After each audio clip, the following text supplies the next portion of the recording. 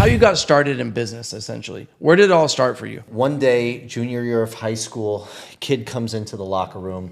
This is the year 2000, and he's all excited because he just got into the school called Babson College, and he says, it's the #1 school in the world for entrepreneurship. So I said to him, I go, what the fuck is entrepreneurship? Is that like a lung disease? And he goes, no. Arthur Blank went to my college. He owns the Atlanta Falcons. He got fired from his job. He went to a coffee shop, and he wrote the business plan. That became the Home Depot. Now he's a billionaire, and I said, that's what I'm going to do. So I figured out how to get into this school, which luckily and somehow I did. And I show up there first day of freshman year, and I'm driving a Ford Explorer wearing Abercrombie and Fitch. And to me at that time, that was as bling bling as the world got. I didn't know anything beyond that. And I literally see like these Arab kids driving Ferraris, and I'm like, what dorm do you live in? Habibi, I live at the Ritz downtown. I got invited out by one of these guys to a nightclub, and I showed up to the nightclub. I didn't know there was a $20 cover charge. I didn't have any money. And I somehow like James Bonded the line, and I snuck in. I got downstairs, and these kids, these classmates of mine are literally popping Cristal on black cards. And at that moment, I was just like this rush, that wrestler mentality in me, this competitiveness just like took over, and everything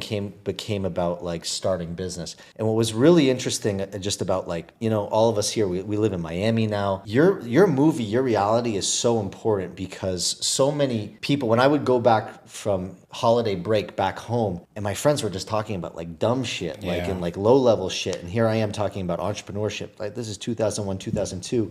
You realize what your environment is, what you're impacted by, what you're surrounded by becomes so different than what other people's courses are, truly like what you take in and what you put around yourself can create these new horizons and set goals for yourself and whatnot.